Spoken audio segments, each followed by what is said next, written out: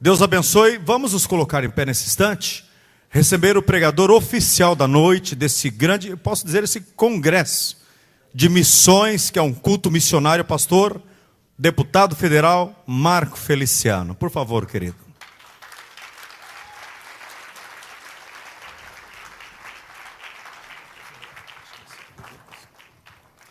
Graças a Deus. Eu cumprimento os irmãos com a paz do Senhor.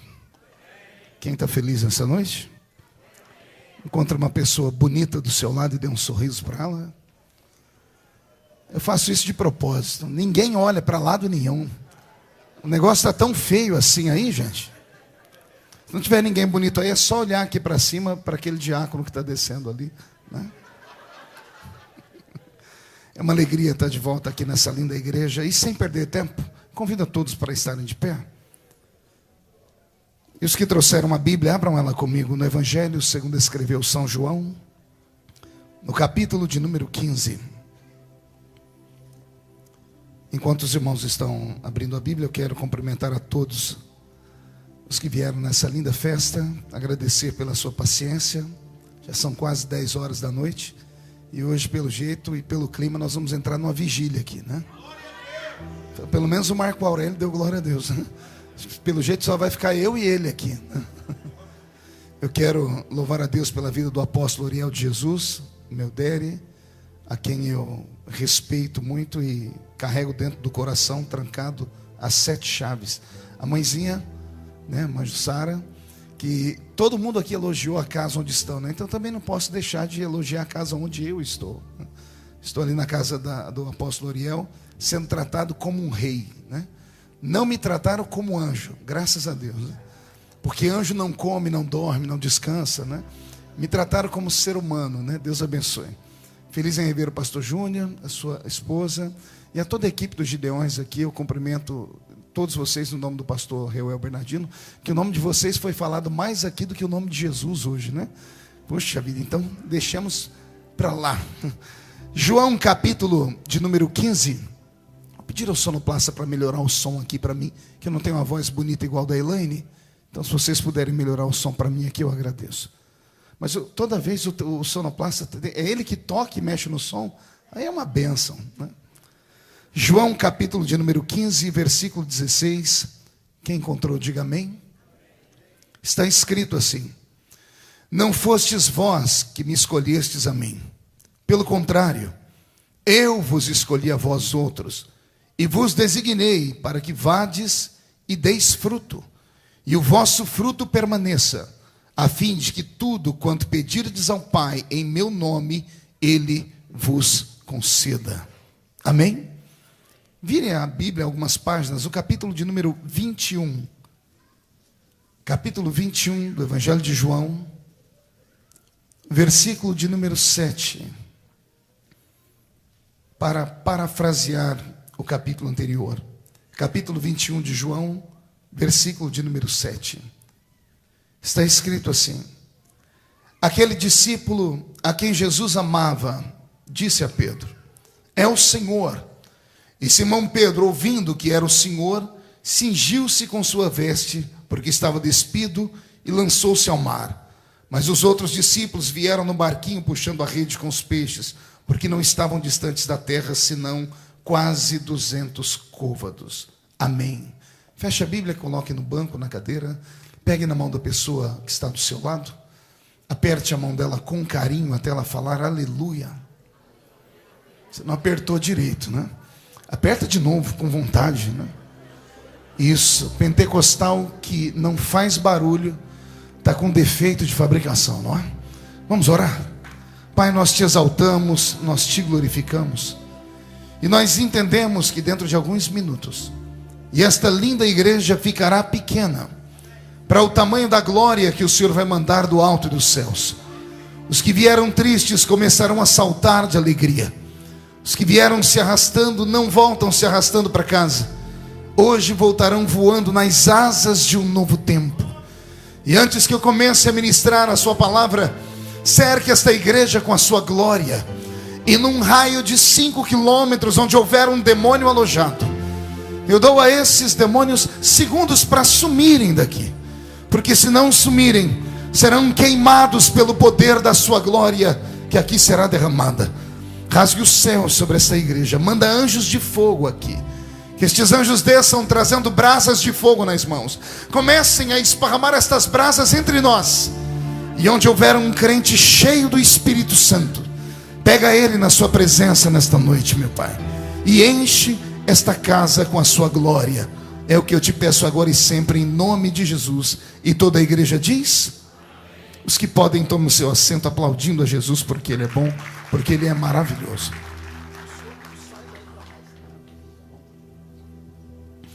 Querida igreja, noiva do Cordeiro, simpatizantes da nossa fé, amigos que vieram de perto, de longe e tiveram paciência de permanecer aqui até esse momento, eu fiquei perguntando a Deus o que falar aqui nessa noite. Nós já estamos aqui na América há alguns dias, como já foi contado toda a história aqui pelos irmãos que fazem parte da caravana dos Gideões, e a missão é nobre.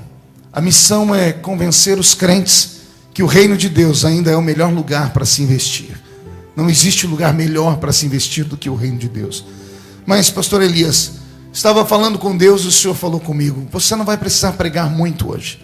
O céu já está aberto sobre nós aqui. As levitas trouxeram o céu para a terra.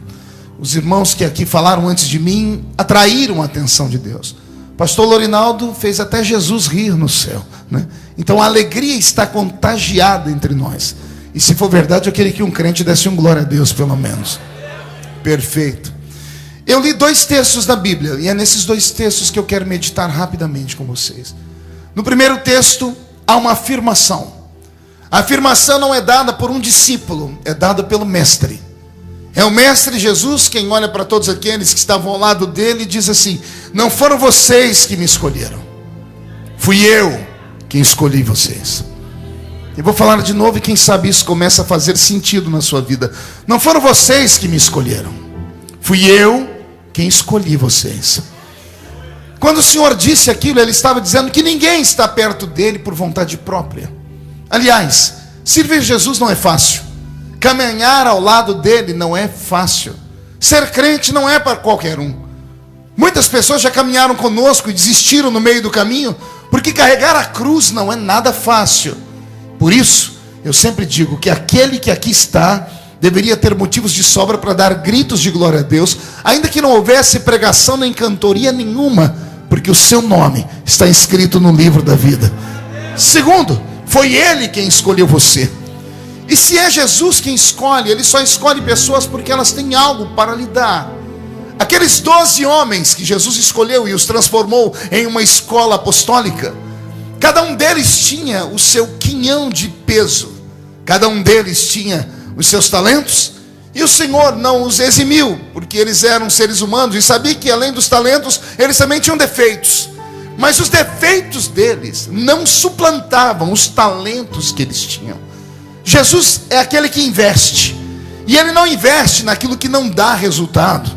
O mais fraco crente aqui dentro deste santuário hoje, repito, o mais fraco aqui entre nós, aquele que geralmente nós julgamos, dizemos que esse não presta para nada, não vai dar em nada. O mais fraco crente aqui hoje foi escolhido por Ele.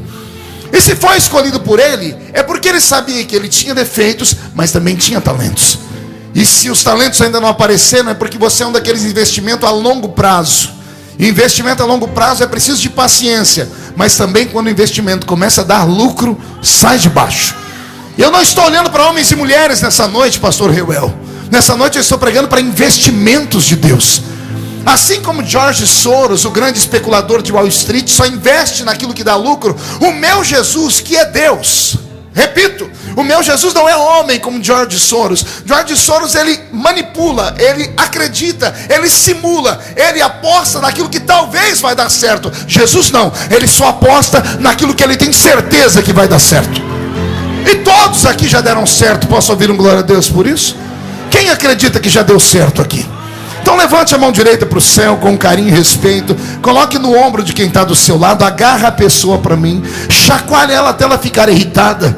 Acorda ela, porque já tem gente dormindo aqui. Chacoalha ela e diga: Deus te trouxe aqui para isso. Não, grita no ouvido dela. Diga: Deus te trouxe aqui para isso, para te falar que você é o maior investimento que Ele tem nessa terra.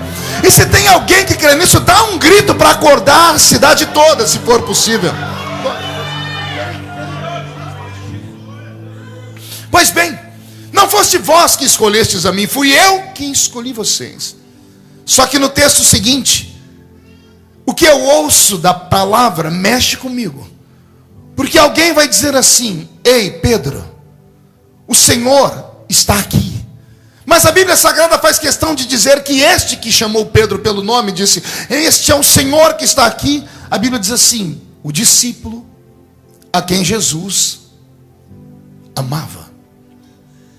E aqui vem o pensamento desse pregador. Se ele escolheu todos, porque todos têm uma vocação, todos têm um talento, por que alguns, mesmo no meio de todos, ele segrega e dá títulos? Pedro era tão querido quanto João. Pedro foi chamado pelo mesmo Cristo que João. Mas Pedro não recebeu a nomenclatura de aquele a quem Jesus amava. Pensei nisso, raciocinei e comecei a entender porque alguns entre nós voam e outros rastejam. Porque alguns entre nós têm um ministério profícuo e poderoso e os outros um ministério pequeno e tacanho. Porque alguns, quando agarram o microfone, quer seja para cantar ou pregar, cai uma tristeza e um sono na gente. Porque outros, quando agarram o mesmo microfone, cantam às vezes a mesma música, pregam às vezes a mesma palavra, leem o mesmo versículo, nos empolgam e nos colocam de pé. Se todos foram escolhidos pelo mesmo Deus, aconteceu alguma coisa no meio do caminho. Se todos foram escolhidos pelo mesmo Senhor, aconteceu algum acidente no meio do percurso, ou alguma bênção que você deveria ter agarrado naquele culto, e você deixou escorregar pelos seus dedos. O Senhor não faz acepção de pessoas, é o que está escrito na palavra. E Ele não faz acepção para salvar. Para salvar, Ele salva o grande, o pequeno, o gordo, o magro, o rico, o pobre, o negro, o branco, o asiático. Para salvar, Ele salva o intelectual e o ignorante. E Ele os coloca juntos num ambiente como esse. E depois que Ele os coloca juntos num ambiente como esse, Ele dá para eles as mesmas armas. Ele dá para eles a mesma Bíblia, dá para eles os mesmos louvores, coloca eles para assistirem os mesmos pregadores, os mesmos professores, dá a eles a mesma oportunidade de serem dizimistas, ofertantes e sacrificantes. A pergunta é: por que uns decolam e outros não? E aí os mais pragmáticos olham para dentro de si, às vezes com tristeza, e dizem assim: é porque Jesus escolheu aquele meu irmão para uma obra diferente da minha. Na verdade, Jesus gosta mais dele do que de mim. Tem crente na igreja que acredita realmente nisso. Aliás, quantos de nós, na hora que nós estamos passando por aquele vale da sombra e da morte, não sabemos para quem ligar? Geralmente temos uma cadernetinha. As pessoas que a gente pede oração, geralmente a gente nunca convida elas para a festa. Quando a gente vai para o bar, vamos para o shopping, vamos para o mall, a gente não convida eles para ir conosco. Mas quando a gente está no vale da sombra e da morte, é aquela pessoa que a gente procura. Por quê? Porque nós sabemos que aquela pessoa parece que tem um contato direto com o céu. Ela dobra o joelho aqui e o céu se abre lá. Como se explica tudo isso? Como é que se explica tudo isso? Será que no meio do colégio apostólico, porque Paulo, quando foi falar dos 12 discípulos, ele disse: eu conheço a todos, mas tem 3 que são os pilares da fé: Pedro, Tiago e João. Porque esses estão sempre caminhando com Jesus num nível diferente dos demais. Se o Senhor os chamou a todos, é aqui que eu começo a aprender que o que Deus tem que fazer por mim, Ele fez por você também. Só que o que aconteceu na minha vida não aconteceu na sua. Não é porque Deus não queria que acontecesse na sua, é porque eu tive coragem de fazer aquilo que você não teve. Eu descobri que na caminhada com Deus, no meio dos 12 discípulos, haviam 3 grupos. Quantos grupos eu disse?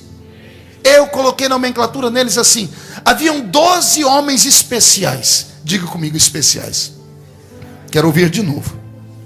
Agora pergunte: por que eram especiais? No meio de uma multidão de 3 milhões de judeus, Jesus olhou para os 12 e os escolheu. Não foste vós que escolhestes a mim, eu escolhi vocês.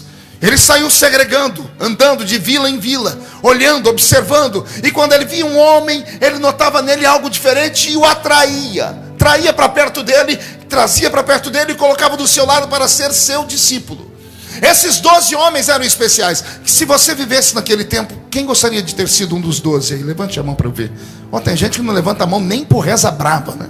Eu não sei o que veio fazer no culto hoje. Devia ter ficado em casa, querido. Eu vou perguntar de novo. Se você vivesse lá, você queria ter sido um dos 12? Ah, que bom. Qual deles? Eu duvido que tenha alguém que gostaria de ter sido Judas aqui. Ninguém lembra de Tomé. Ninguém quer ter sido Tomé.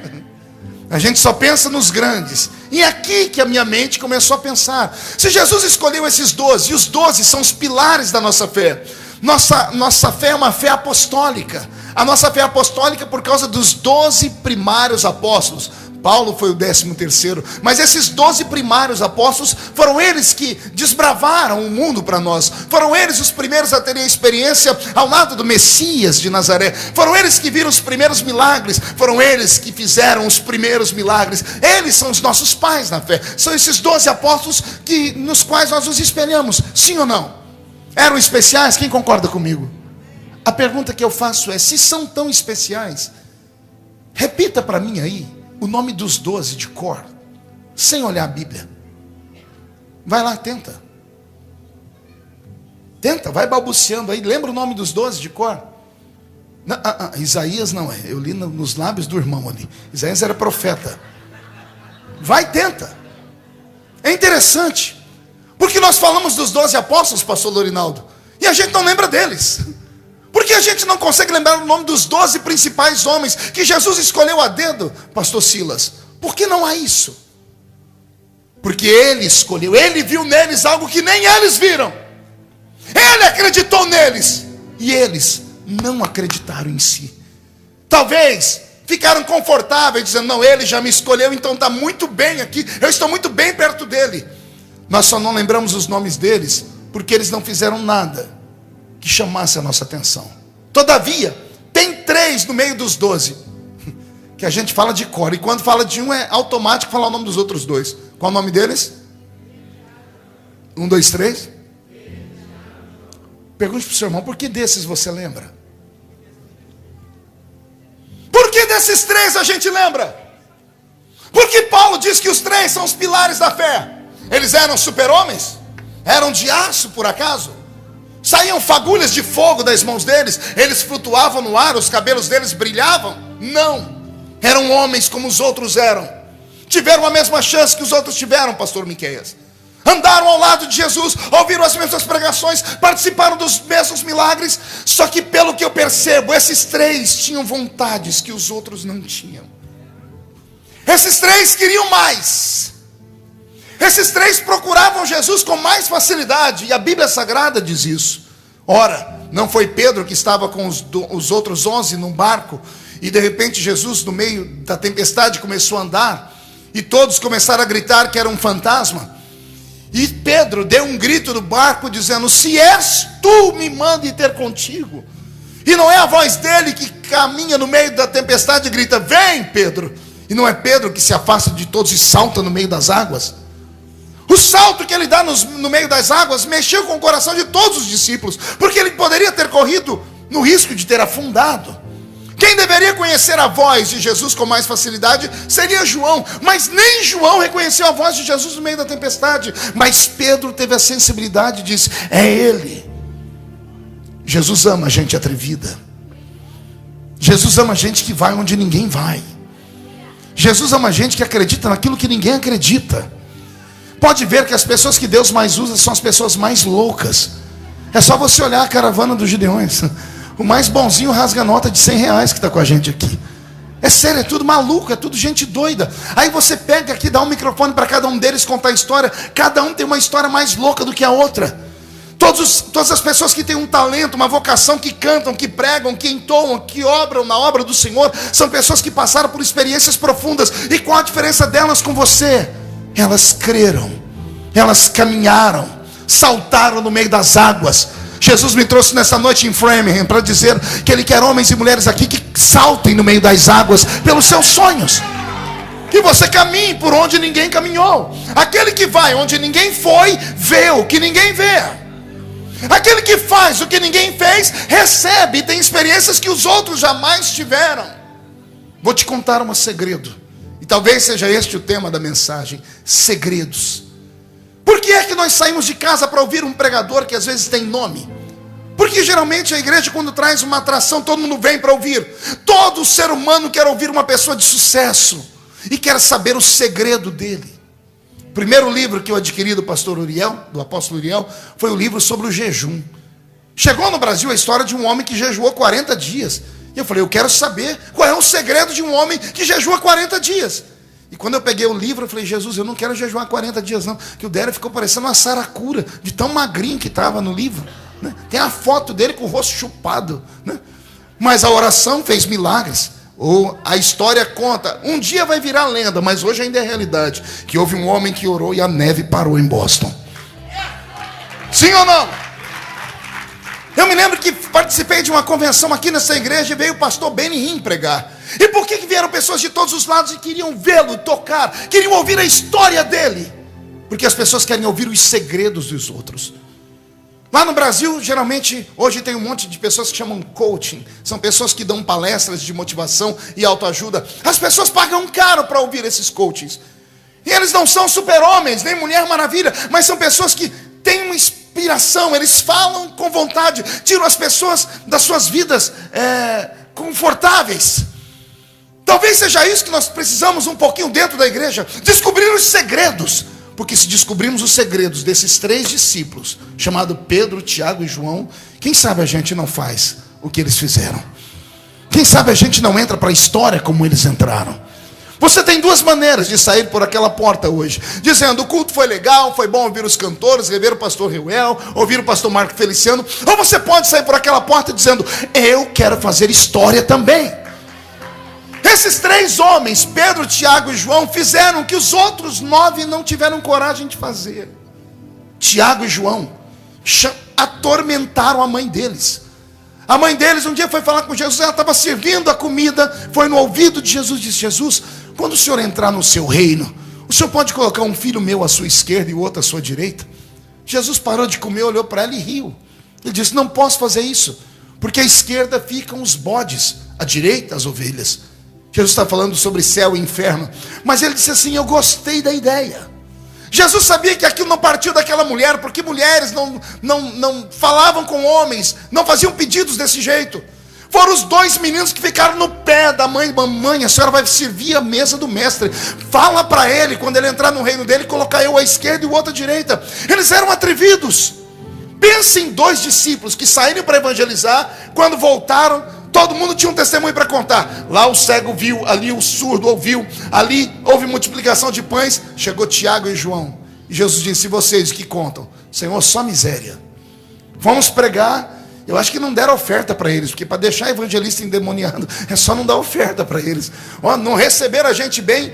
E se falassem só isso, tudo bem. Mas antes de despedir, fala assim, Jesus, a gente pode fazer uma oração para aquela cidade?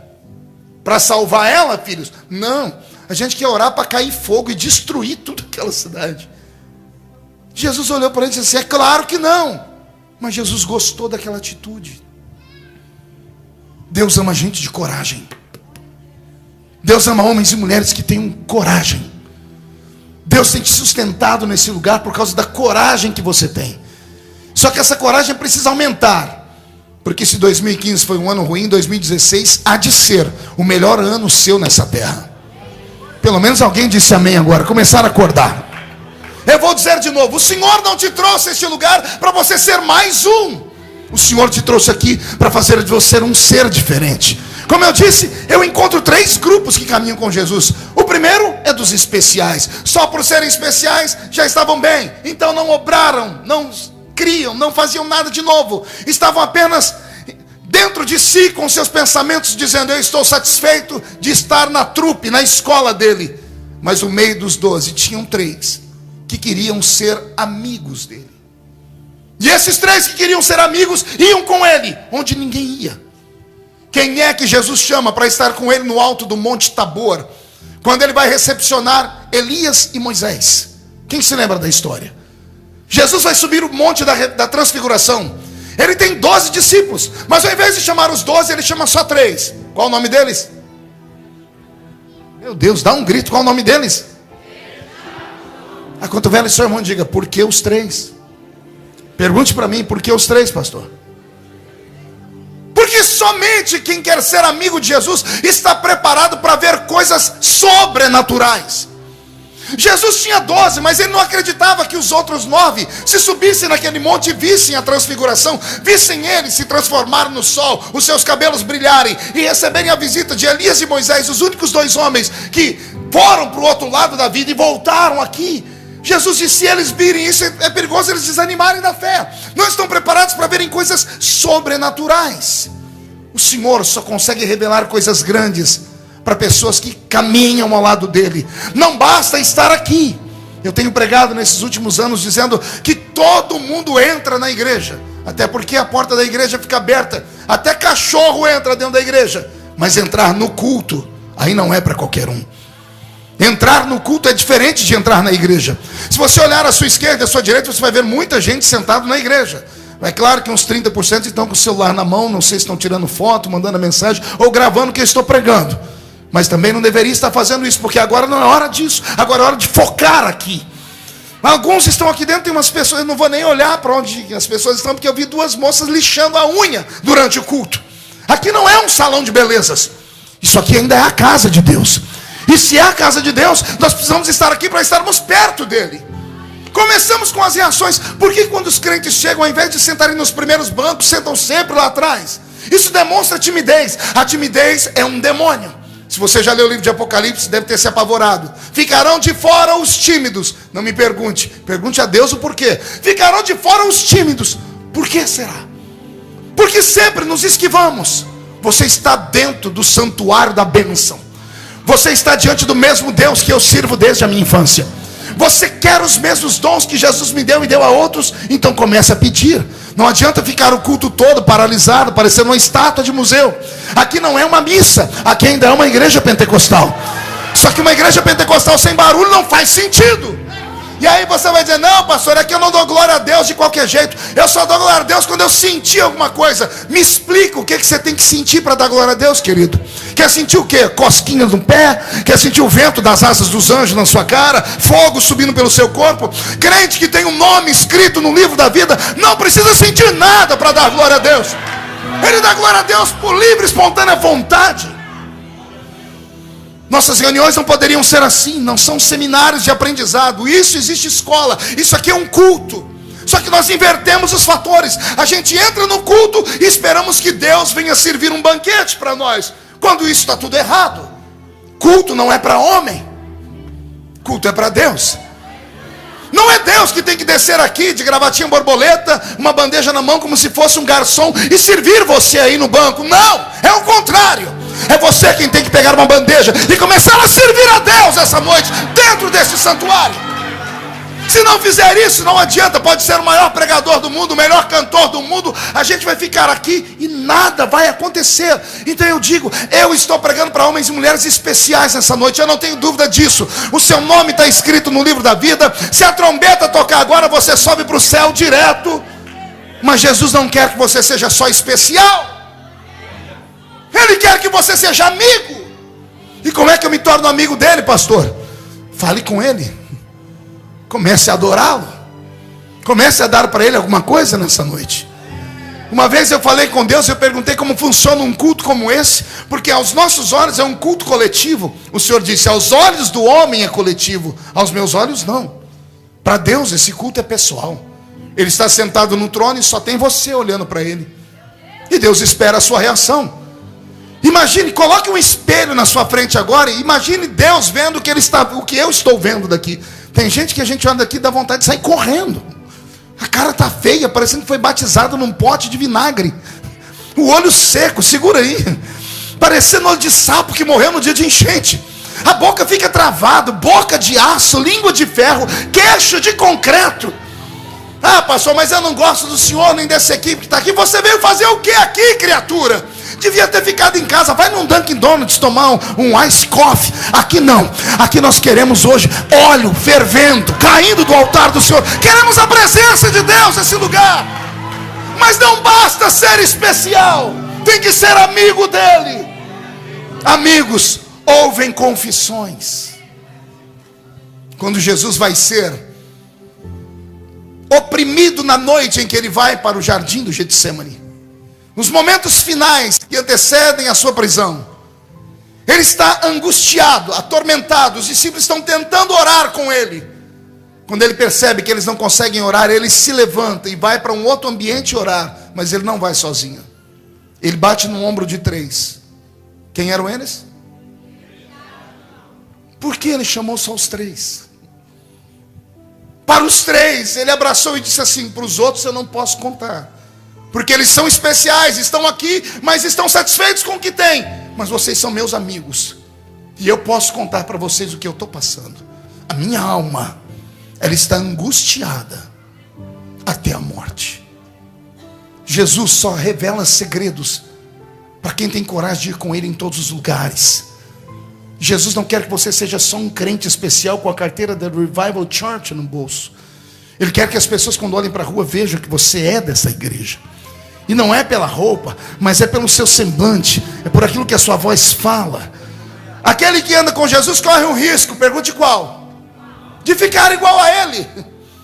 Ainda que você tente se soltar depois. Olha, os 12 fugiram depois daquela noite. Um se matou, um foi Judas que entregou Jesus, foi lá e se matou. Sobrou 11. Os 11 andaram pelo meio da multidão, mas a Bíblia diz que só um foi reconhecido. Alguém chegou perto dele e disse assim: você anda com Jesus. Ele disse: eu não conheço ele. Conhece o seu jeito de falar, é igual dele. Não sou. Sim, você estava com ele. Pedro teve que se esconder. Ele foi tão amigo de Jesus que ficou parecido com ele. É isso que Deus quer nessa noite. Deus não quer que você saia daqui só dizendo o culto foi bom. Deus quer que você saia daqui dizendo assim: o culto foi maravilhoso. Porque você está aprendendo que é possível estar aqui e ir além do que você já teve. No meio desses grupos, eu disse que eu apresentei para vocês os especiais, apresentei para vocês os amigos, mas tem um no meio dos 3 que foi além. E esse além recebeu o nome de discípulo a quem Jesus amava. E esse é João. Jesus amou tanto ele que um dia os discípulos ficaram com ciúmes e foram perguntar para Jesus: por que só ele? Jesus olhou para eles e liberou uma palavra profética que custou caro. Jesus olhou para eles e disse assim: que importa a todos vocês que ele viva, para que me veja voltar aqui em glória. Essa palavra custou caro, porque João foi o único discípulo que a morte não conseguia levar embora. No alto dos 90 anos, jogaram ele num tacho de azeite fervendo. O azeite não fez efeito no corpo dele. O medo dos homens dele foi tão grande que jogaram ele na ilha de Patmos. E um homem de 90 anos numa ilha isolada é para morrer. Mas ao chegar na ilha foi recepcionado pelo seu amigo. E foi ele quem disse, não fui eu. Eu ouvi uma voz por detrás de mim. E virei para ver quem era. E lá estava ele, o meu amigo. Cabelos brancos como a lã branca, olhos como chama de fogo, pés reluzentes como latão que saíra da fornalha, um cinturão de ouro traçando o seu peito, que era coberto por um linho fino. Por que é que João desenha Jesus em Apocalipse? Porque Jesus fez uma promessa: que importa a vocês que ele viva, para que me veja voltar aqui em glória. Nenhum dos discípulos viu Jesus em glória, a não ser João. Todos viram Jesus ressuscitado, mas em glória, só João. Mas em glória, só o amigo a quem ele muito amava. Aí a pergunta é: qual o segredo de João? Pergunte para mim, qual o segredo dele, pastor? Pastor Lorinaldo, corra aqui, por favor. Vamos ensinar o segredo de João. Isso, rapidão. Vou te ensinar o segredo de João. O senhor vai ser Jesus hoje. Fique aqui do meu lado. Aqui está Jesus. Imagine aqui 12 discípulos. 9 são especiais. 3 são amigos. E os 3 ficam do lado dele. João está aqui, do lado esquerdo. Pedro está aqui e Tiago está aqui.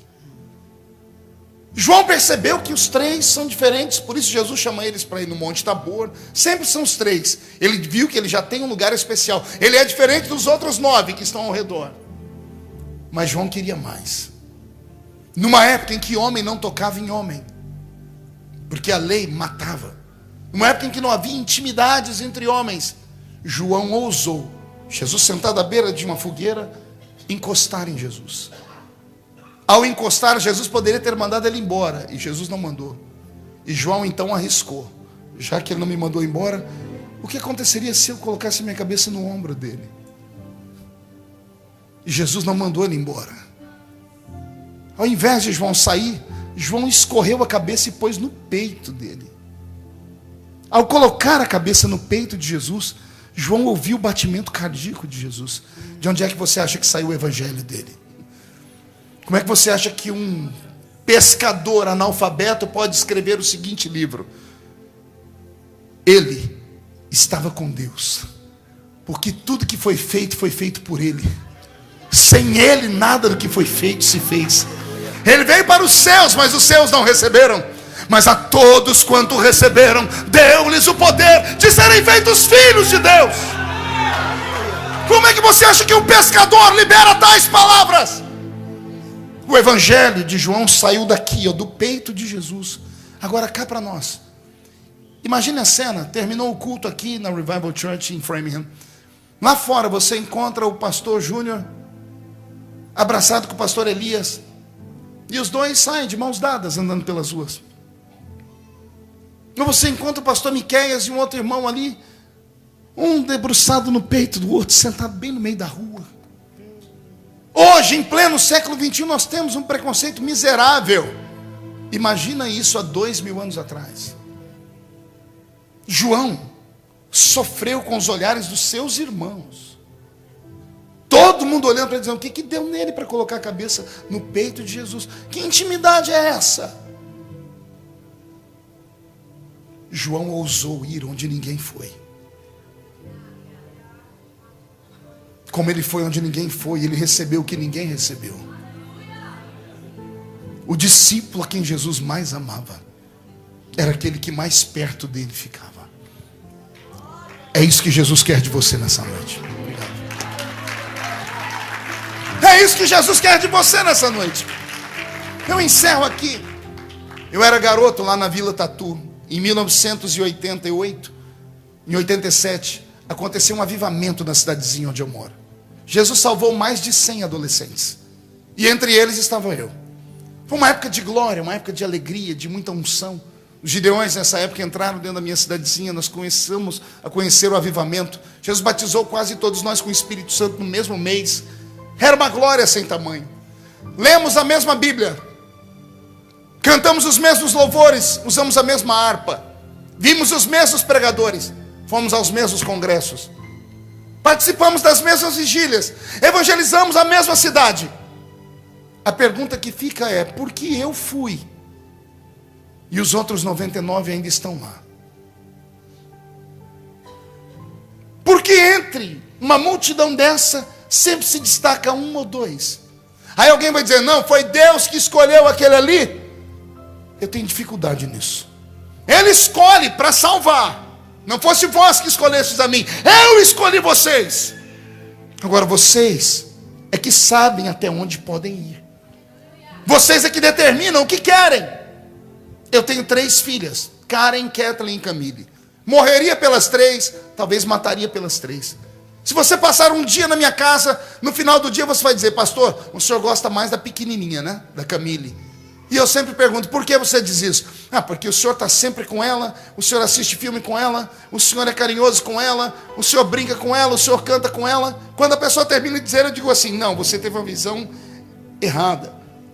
Não sou eu que fico com ela, é ela que fica comigo. Não sou eu que vou atrás dela, é ela que vem atrás de mim.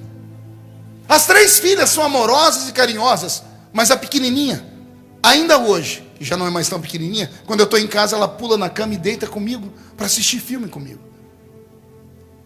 Ela tem um talento que o pai tem.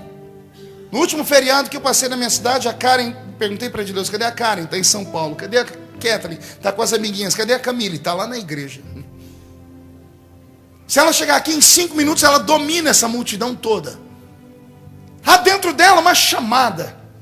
Aí você pergunta para ela: por que você é assim? Ela disse assim: eu olhei para o Senhor, papai, e quis ser igual ao Senhor. Você consegue entender? Não é o pai que escolhe um filho para ser diferente, é o filho que escolhe estar mais perto do pai. Eu vou repetir: se você esperar Deus sair do céu, trazer um missionário, um profeta lá da Conchinchina, para ir aí no banco, catar você, sacudir e dizer: ei, acorda, eu tenho um plano na sua vida, você nunca irá a lugar nenhum. Não é isso que Deus quer de você. Deus quer o contrário. Deus quer que numa noite como essa você surpreenda Ele. Você saia do meio do banco, se jogue no chão, grite: ah, pastor, mas vão me chamar de louco. E quem foi que disse que Deus usa gente normal? Quem foi que disse que Deus usa gente normal? Ei, quem foi que disse que Deus usa gente equilibrada? Quem foi que disse que Deus usa gente comum? Deus não usa gente comum. Deus tem dificuldade em usar pessoas que são tímidas. Eu disse e repito, porque o tímido não acredita nele mesmo. Se você não acreditar na sua história, ninguém vai acreditar em você. Se você ficar negando as chamadas que você tem, as oportunidades que te dão, você nunca irá a lugar nenhum. Essa história de membro de banco só existe na sua cabeça. Membro de banco é verniz, prego, tinta, madeira, pano, ferro. Você é membro do corpo de Jesus Cristo. O Senhor não te chamou para ficar aí eternamente assentado no banco e falando amém, amém, levantando. Gente, eu estou cansado nesses cultos robotizados. Eu estou cansado de pregar para ciborgues. Sabe o que é um ciborgue? É meio homem, meio robô. Você fala para a pessoa: fica em pé, ela fica, senta, vira para a esquerda, vira para a direita, sorri, chora. Chega disso. Deus quer liberdade num ambiente como esse. Eu estou sentindo falta daqueles crentes maluquinhos aqui de Framingham. Geralmente são 2 ou 3, mas eles fazem a festa. O Senhor te trouxe nesta noite porque Ele quer que você vá além da especialidade. O Senhor quer que você vá além da amizade. O Senhor quer que você seja íntimo dEle. Tem alguém que gostaria de ser íntimo de Deus aqui? Mas de que jeito? Desse jeito que você está aí? Como é que você pode ser íntimo de Deus do jeito que você está? Reage pelo amor de Deus. Anima-te pelo amor de Deus. Por que é que você acha que eu deixei meu compromisso na África para estar com os gideões missionários da última hora? Por que você acha que eu deixei tudo, deixei minhas atividades no Brasil para ficar aqui? Porque eu sei o que pode acontecer num culto como esse. Eu sei o que Deus pode fazer na vida de um ser humano numa reunião como essa. Porque foi numa reunião como essa que eu nasci espiritualmente. Foi acreditando em palavras como essa que eu fui arrancado de trás das malhadas e o Senhor me colocou em destaque. E os meus sonhos não acabaram. Quem viver ainda vai ver. Quem viver verá. Você um dia vai ter orgulho e vai dizer assim: eu tenho uma foto com o presidente da República do Brasil. Eu tenho fé. Pode não acontecer, mas isso não me impede de acreditar. Eu nunca deixei que esses crentes coveiros de igreja, que aqui em Framingham não tem, só tem lá em Orlândia, na minha igreja onde eu pastoreio, e eu estou tentando excluir eles, mas não tem jeito. Um monte de crente morto, um monte de crente que não faz nada e não acredita em mais nada. E ao invés de ajudar aqueles que estão chegando empolgados, eles falam assim: não, meu filho, que eu já fui desse jeito, vai chegar uma hora que a sua ficha vai cair. Eu repreendo esse espírito maligno. Eu profetizo que o Senhor Deus vai te dar um final de ano abastado e abençoado nessa terra. Haverão cultos aqui até o dia 31 de dezembro que você vai pular igual pipoca na panela. Haverá cultos aqui em que a voz do Senhor vai estrondar no seu ouvido. Eu creio em visões, eu creio em sonhos, eu creio em milagres. Alguém acredita em milagre aqui? Então, por gentileza, levante a mão direita de novo. Agarra a pessoa agora com vontade. Agarra ela, põe ela de pé para mim. Chacoalha a pessoa de novo, chacoalha ela e diga: o que é que você quer de Deus, amigo? O que é que você espera na sua vida? Vai ficar sentado, parado, esperando a carruagem passar? Vai ficar ouvindo derrotados? Acredite em você, você não é normal. Existe uma potência, uma glória de Deus dentro de você. Você é uma ogiva nuclear que quando Jesus explodir ela, todos os demônios que oprimem a sua vida vão cair por terra. Zé Pilintra, Zé Pilantra, Chucaveira, Tranca-Rua, Preto Velho vão voltar para o inferno de ré. E quem viver verá. Quem viver verá para ver a coroa sobre a sua cabeça. Eu estou pregando só para vitoriosos. Se tem um vitorioso aqui, não dá um grito agora não. Dá um berro de glória a Deus dentro desse lugar aqui. Pegue na mão de quem está do seu lado.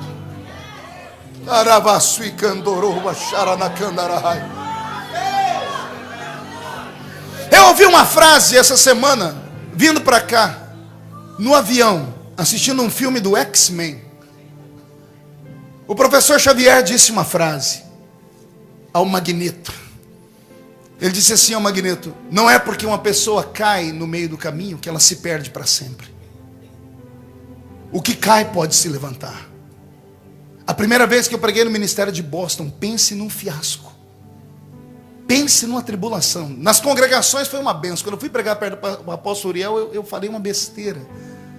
Eu fui arrumar uma história com uns anjos, e eu arrumei uns anjos negros, e tinha um pastor no púlpito que achou que aquilo foi uma falta de raciocínio da minha parte. Pense num culto que caiu uma tristeza. Eu falei: meu Deus, eu não prego nunca mais aqui. O Dery me chamou num canto e falou assim: ô Quen, vem cá. Você não pode falar assim. Você não pode falar dessas coisas, isso pode ser ruim. Se fosse no Brasil, eu tinha sido congelado, colocado numa geladeira e acabado a minha vida. Ele me deixou pregar no dia seguinte. Também eu subi o monte, jejuei. Naquela noite Jesus batizou uns 30 com o Espírito Santo. Salvou a ficha. Mas por quê? Porque não é por causa de uma derrota que você perdeu a guerra. Não é porque você teve uma tentativa e não deu certo que você vai desistir de tudo. Não é porque você veio e não funcionou que você deve deixar de sonhar. Se aproxime de Jesus. Seja amigo dele. Seja íntimo dele nesta noite. Deixa ele colocar você debaixo dos ombros. E não importa o que falem. Deixem falar que você é louco, desequilibrado, maluco, transtornado. Deixem falar o que quiserem. Você não está fazendo para homens, está fazendo para ele.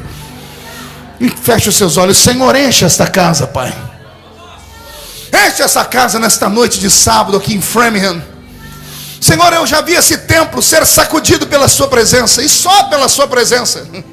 Não precisa de homens, não precisa de homens para soprar, nem para jogar paletó, nem nada. Só a sua presença nos basta. Senhor Jesus, comece a tocar naqueles que são especiais, mas também toque naqueles que são amigos. E se tiver algum íntimo seu aqui, meu Deus, cata ele pelo colarinho. Faz esse lugar tremer diante da sua presença, porque nós não podemos sair daqui do jeito que entramos. Senhor, a nossa rede está vazia. Queremos peixes. Dá uma palavra apenas. Uma palavra sua e tudo vai mudar, meu Pai. Senhor, eu estou pregando nessa noite para homens e mulheres que tiveram um ano violento, um ano ruim, um ano de seca, um ano de miséria, de tribulação. Dado o inverno do ano passado, ainda houve reflexos sobre esse ano, e os seus filhos estão quase desmaiando. Mas o Senhor trouxe eles nesta noite aqui. O mundo lá fora grita crise, aqui dentro nós gritamos Cristo, e é esse Cristo quem vai nos socorrer. Senhor, eu quero ser surpreendido antes do dia 31 de dezembro, e quero que a Revival Church eu também seja revestida de uma autoridade, surpreendida pela sua presença. Deus, eu vou fazer uma chamada de altar agora. Me dá graça. Solte a mão do seu irmão, por favor, de cabeça baixa ainda. Eu quero aqui perto de mim só homens e mulheres que tiveram um ano horrível, que você está chegando no final do ano, não está nem acreditando que você está chegando vivo. Alguém que tem coragem de dizer assim: pastor, eu passei por violência, por ventos, por tempestades. Eu até pensei que o Senhor nem estava mais comigo no barco. Mas eu quero deixar de ser só mais um. Eu quero ser alguém que seja amigo dele. Eu quero ser íntimo dele. E o que a pessoa vai fazer, pastor? Eu quero você aqui perto de mim. Só um louco pode orar por um outro louco. Só alguém que conhece Deus pode orar por aqueles que querem conhecer Deus. Se você tiver coragem de sair do seu lugar e vir aqui, eu vou orar pela sua vida nessa noite. E você vai ver o que o meu Deus vai fazer com você antes do ano terminar. Faltam poucos dias. Pastor, mas se eu for aí, o que é que vão falar de mim? Você vai ainda dar atenção porque os outros vão falar de você. Ninguém paga a sua conta, rapaz. Ninguém ajuda você quando você está no vento. Vem, isso. Toca agora com vontade. Agora é hora de tocar com vontade esse teclado aí. Isso. Isso. Aliás, eu queria fazer um pedido para que o trio de cantoras que estão aqui, Elaine, a Arielle e a Juliana, pudesse vir aqui e entoar um hino junto, vocês três. Enquanto eu estou recepcionando aqui homens e mulheres de guerra, venha, venha sem medo, venha, não tenha medo, não fique constrangido, venha. Pastor, eu já fui quantas vezes aí? Quem sabe hoje você vem e fica. Vem, deixa de ser só um especial, venha ser amigo, venha ser íntimo dele. Isso, venha falando em línguas. Força, meu jornalista, força. Mais tem Deus para dar do que o diabo para roubar. Esta é a palavra que tem estado no meu coração. Venha, isso, venha. O aniversariante daqui uns dias do Natal é Jesus, mas ele vai te dar um presente nessa noite. Isso, mais alguém vai vir? Dou-lhe uma, vai perder a chance, vai continuar no orgulho. Dou-lhe duas. Quando eu encerrar a chamada, aí não venha mais, porque aí você esperou demais para vir. Isso, venha, isso, garoto, venha, venha, venha, venha, venha. Glória a Deus, glória a Deus. Isso, Deus é fiel. Isso, as pessoas estão vindo. Incline a sua cabeça. E agora eu vou fazer um pedido extra. Todos os que permanecem é porque estão tendo um dia abençoado e um ano próspero. E eu queria que você viesse aqui e orasse com um desses irmãos. Queria que você ajudasse essas pessoas a carregarem a sua cruz nessa noite. Você teria coragem de fazer isso? Pelo menos isso? Sair do seu lugar e vir aqui orar com um deles. Pastor, mas eu não conheço. Melhor ainda, você não vai precisar pular em cima deles, quebrar o pescoço deles, nada. Você só vai abraçar. Deixa eles sentirem que não estão sozinhos aqui nesse lugar, que não estão sozinhos aqui nesse país. Isso. Glória a Deus. Tem pessoas vindo me ajudar. Glória a Deus. Venham. Isso, eu preciso de mulheres aqui, mulheres cheias do Espírito Santo, para virem aqui à frente me ajudar a orar. Isso, a nossa equipe, a equipe dos Gideões, nossos pastores. Obrigado, pastor Reuel, está trazendo a turma toda. Nós vamos orar. Oh Deus de Israel, está nascendo uma nova geração nesta noite. Está nascendo uma geração de homens e mulheres que vão deixar de ser só amigos para serem íntimos dele nesta noite. Pode começar a cantar. Se estiver pronto, pode começar a cantar. Ah, meu Deus. Dos santos, não sei mais viver. Oh, meu Deus. Quem já pisou no santo dos santos em outro lugar Não sabe viver. E onde estiver, clamar pela glória, a glória de Deus.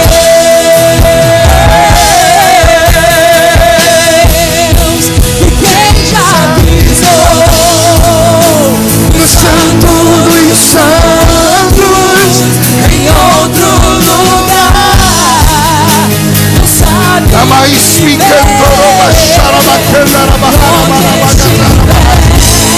Ah, Jesus! Fortalece, inspira, anima.